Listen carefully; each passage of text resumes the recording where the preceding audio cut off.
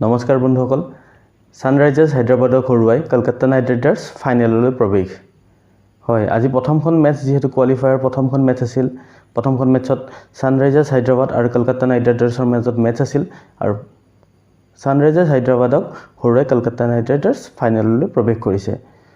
সানৰাইজাৰ্ছ হায়দৰাবাদে প্ৰথমে টছত জিকি বেটিং কৰাৰ সিদ্ধান্ত লয় আৰু বেটিং কৰি 160 ৰানৰ টাৰ্গেট বান্ধি দিয়ে কলকাতা নাইট ৰাইডাৰ্ছক সানৰাইজাৰ্ছ হায়দৰাবাদৰ হৈ ওপেনাৰ ট্ৰেভিছ হেড আজি 0 ৰানতে আউট হয় আৰু অভিষেক শৰ্মা 3 ৰান কৰি আউট হয় যেহেতু সানৰাইজাৰ্ছ হায়দৰাবাদৰ ষ্ট্ৰং পইণ্ট আছিল ওপেনাৰ ট্ৰেভিছ হেড আৰু অভিষেক শৰ্মা কিন্তু আজি তেওঁলোক সফল নহল ৰাহুল ত্ৰিপাঠী 55 ৰান কৰি এন্ড্ৰে ৰাছেলৰ হাতত ৰান আউট হয়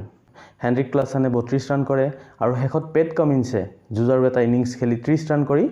সানৰাইজাৰ্ছ হায়দৰাবাদক 159 ৰানত উপনীত কৰে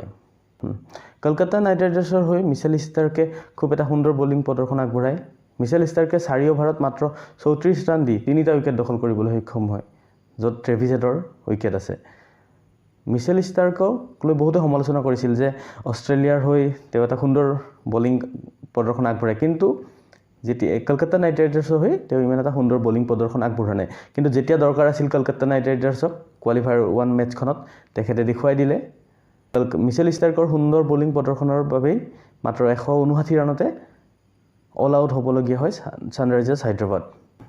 160 ৰানৰ টাৰ্গেট চেজ কৰিব আহি কলকাতা নাইট ৰাইডাৰ্ছৰ ওপেনাৰ সুনীল নাৰায়ণে 21 ৰান আৰু গুৰবাজে 23 ৰান কৰি আউট হয় ভেংকটেশ আয়াৰে 28 বলত 51 ৰান কৰে আৰু কলকাতা নাইট ৰাইডাৰ্ছৰ কেপ্টেইন শ্ৰেয়াছ আয়াৰে মাত্ৰ 24টা বলত 58 ৰান কৰি নট আউট থাকে আৰু কলকাতা নাইট ৰাইডাৰ্ছক ফাইনেললৈ প্ৰৱেশ কৰোৱায় যদিও সানৰাইজাৰ্ছ হায়দৰাবাদ এইখন কোৱালিফায়াৰ 1ত হাৰিছে তথাপিও আৰু এটা সুযোগ পাব খেলিবলৈ আৰু কাইলে যেহেতু মেচ হ'ব ৰাজস্থান ৰয়েলছ আৰু ৰয়েল চেলেঞ্জাৰ বেংগলোৰৰ ৰাজস্থান ৰয়েলছ আৰু ৰয়েল চেলেঞ্জাৰ বেংগলোৰৰ যিটো দলে জিকিব সেই দলটোৱে সানৰাইজাৰ্ছ হায়দৰাবাদৰ লগত খেলিব আৰু যিটো দলে জিকিব হেতু ফাইনেললৈ প্ৰৱেশ কৰিব আৰু ফাইনেল মেচ হ'ব 26 তাৰিখে আৰু কলকাতা নাইট ৰাইডাৰ্ছ IPL 2024ৰ প্ৰথমটো দল হিচাপে পৰিগণিত হ'ল যিটো দলে ফাইনেললৈ প্ৰৱেশ কৰিছে আৰু 2 নম্বৰ দলটো কোনটো হ'ব বুলি ভাবে আপোনালোকে কমেন্ট কৰি জনাব আৰু ভিডিঅটো যদি ভাল পাইছে আপোনালোকে লাইক শ্বেয়াৰ কৰি দিব এইদৰে মই ক্ৰিকেটৰ নিউজ দি যাবলৈ চেষ্টা কৰিম মোৰ পেজটো ফলো কৰি দিব